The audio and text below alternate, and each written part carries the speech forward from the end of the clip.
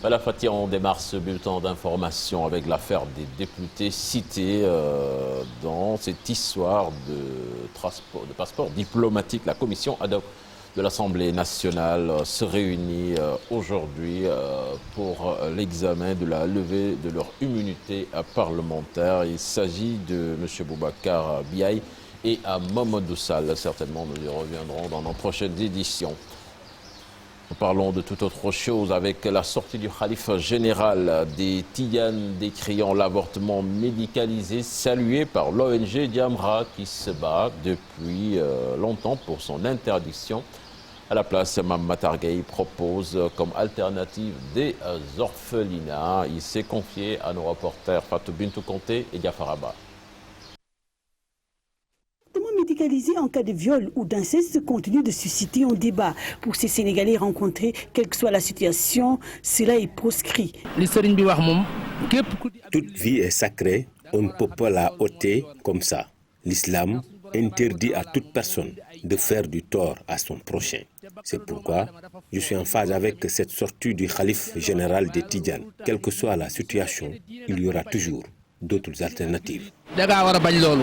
Un enfant qui naît dans des conditions illégales peut être source de problèmes, mais ôter sa vie aussi, l'islam nous l'interdit. C'est comme tuer un être humain. La sortie hier du khalife général des Tidjanes, Serigne Babacar Sy Mansour, sur cet avortement médicalisé est venu envenimer la situation, mais cela aussi est fortement applaudi par l'ONG Jamra.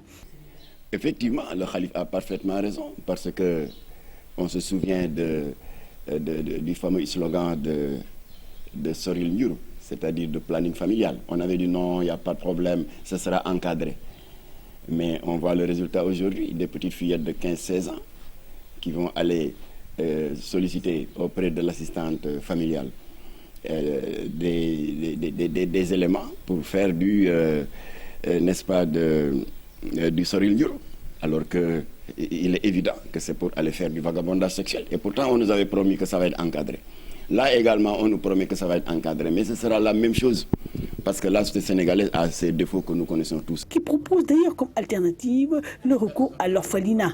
Encore, proposons donc au mouvement féministe de faire la même chose. Et d'avoir un peu de compassion pour ces enfants qui n'ont pas demandé à naître. Elles n'ont pas le droit de leur infliger une peine de mort alors qu'elles n'ont pas demandé à naître. Et que tout cet argent qu'elles investissent dans les radios et dans les télés pour faire la promotion de l'avortement, nous leur proposons d'aider les orphelinats qui ont des problèmes de loyer, des problèmes d'eau, d'électricité, pour acheter du lait, des biberons. C'est mieux que de faire la promotion du meurtre des enfants dans le ventre de leur maman. L'article 14 du protocole de Maputo ratifié par le Sénégal fait l'objet depuis quelque temps d'une vaste campagne de communication, même si les religieux restent catégoriques sur la question en marquant leur désapprobation.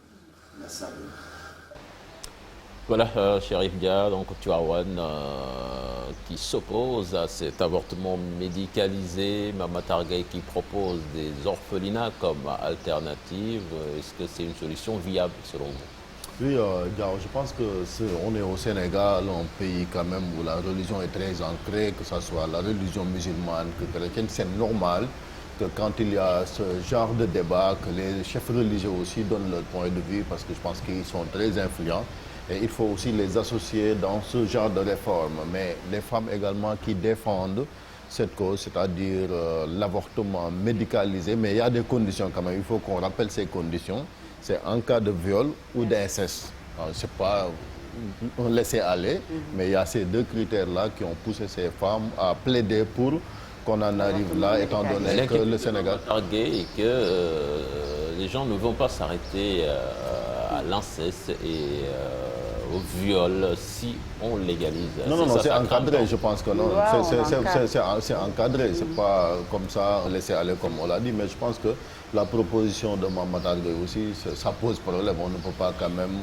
Si on dit qu'il faut ouvrir des pouponnières, des orphelinats, etc., on encourage même le viol ou l'inceste, alors que quand même c'est des pratiques bannies par l'islam même. Donc je pense et c'est un crime aussi. Oui, plus qu'un crime. Je pense que ça aussi c'est une proposition qu'il faudra revoir.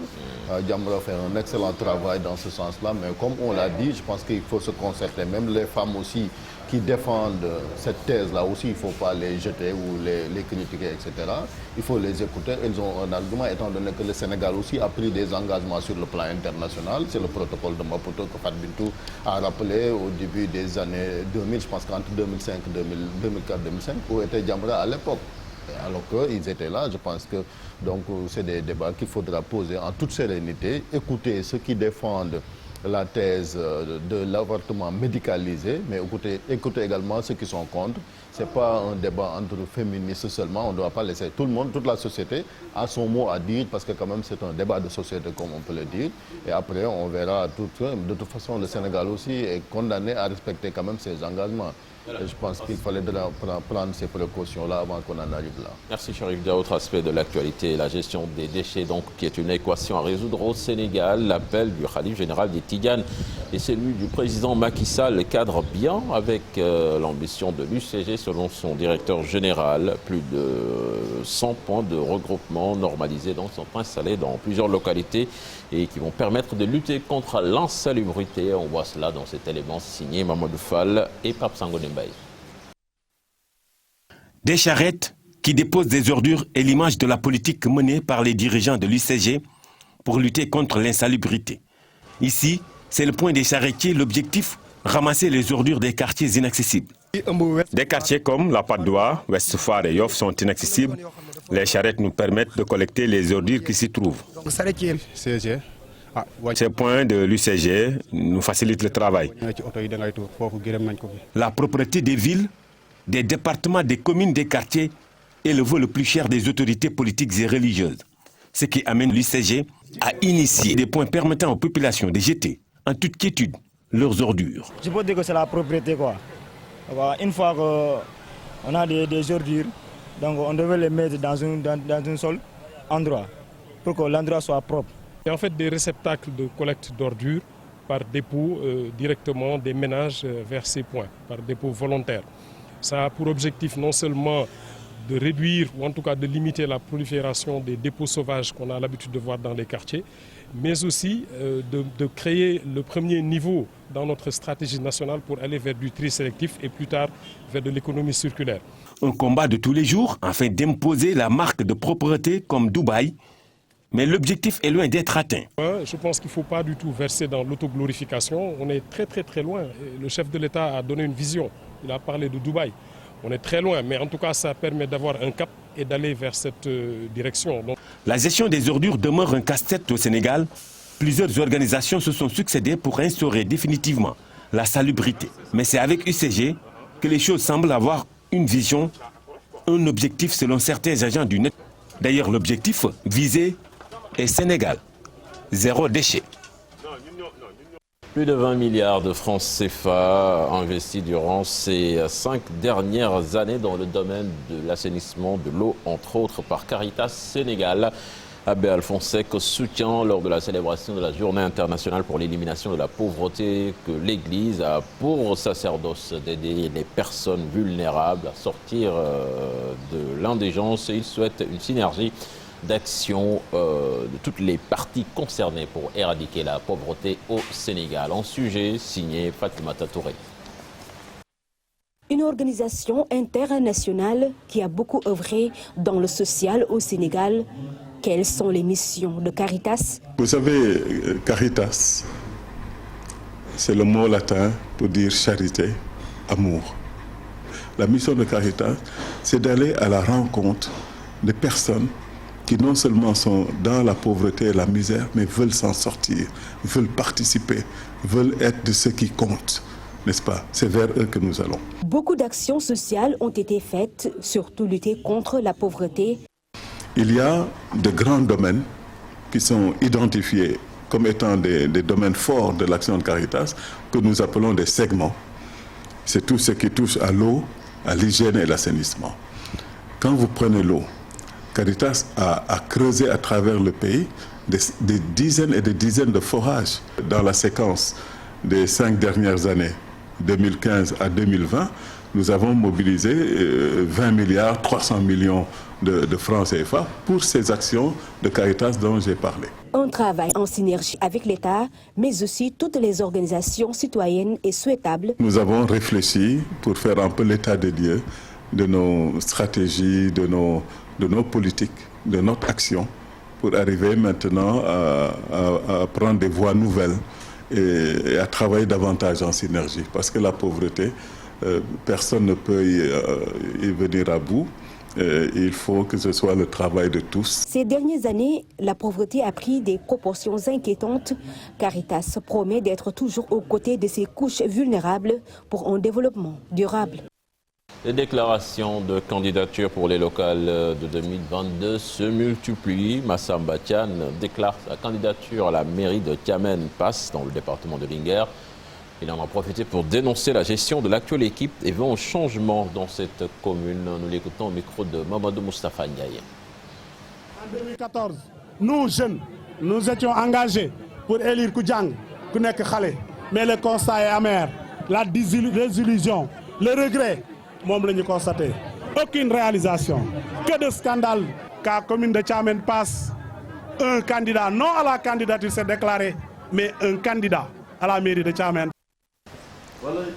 La marine nationale sénégalaise qui a intercepté un navire avec à son bord 5 membres d'équipage impliqués dans un trafic international de drogue. 2026 kg de cocaïne ont été saisis lors de cette opération qui s'est déroulée à plus de 360 km de Dakar. Le navire intercepté est dénommé la Rossa. Nous renseigne la Marine nationale qui précise que la cargaison et l'équipage ont été remis à la disposition des administrations compétentes pour la poursuite des enquêtes. Et puis pour finir, Joseph Koto qui repose désormais au cimetière de Saint-Lazare. Avant son inhumation, l'ancien joueur de la Jeanne d'Arc de Dakar a reçu des hommages de la nation. C'était hier. Reportage signé Marcel Farbamaroun et Alioune Diagne. L'instant est lourd. La chaleur, accentuée par un soleil de plomb pesante. Qu'importe. L'attente, à cause des témoignages sur la vie et les œuvres de Joseph Koto, en vaut la peine. Koto, comme nous l'appelions affectueusement, fait partie de ces silhouettes agréables et familières aux Sénégalais par leur attachement et leur fidélité à leur métier, leur passion, leur amour de la patrie, leur sens du devoir et du sacerdoce, leur joie de vivre, surtout leur capacité exceptionnelle à transcender les situations les plus difficiles pour les transformer en opportunités afin d'aller plus loin, toujours plus loin et plus au fond et de faire toujours plus et mieux.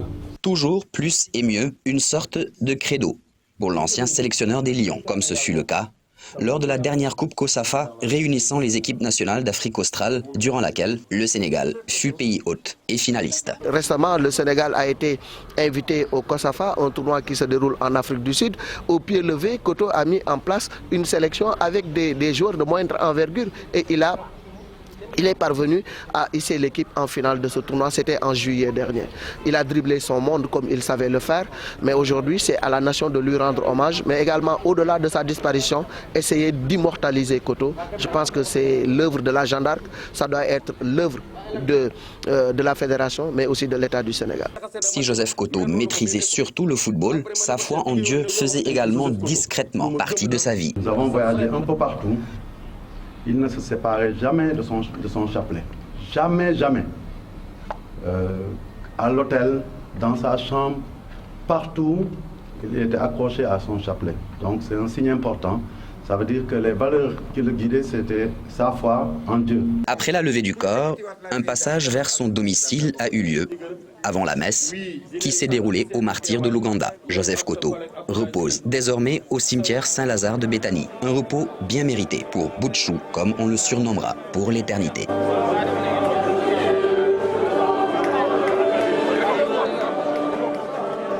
Voilà, très très émouvant, Chérif Dia, avec le drapeau de la vieille dame qui a recouvert le cercueil de Joseph Koto. Oui, le club qu'il a quand même connu, Joseph Koto. Donc, encore une fois, nous présentons nos condoléances à sa famille et prions pour le repos de son âme. Je pense que c'est ce qu'il aimait le plus, le football, notamment son club de cœur, la Jeanne d'Arc de Dakar. Voilà. Merci Fatih. Donc c'était là l'essentiel de la première tasse actu de ce matin. Merci beaucoup, cher Tidiane, pour la première tasse actu de ce matin. Une tasse bien digeste. Rendez-vous à 8h pour la version Wolof. Mortala est avec nous. Bonjour Mortala. Bonjour Fatih. On est d'attaque? On est d'attaque. Alors attaquons, c'est l'heure de la revue des titres.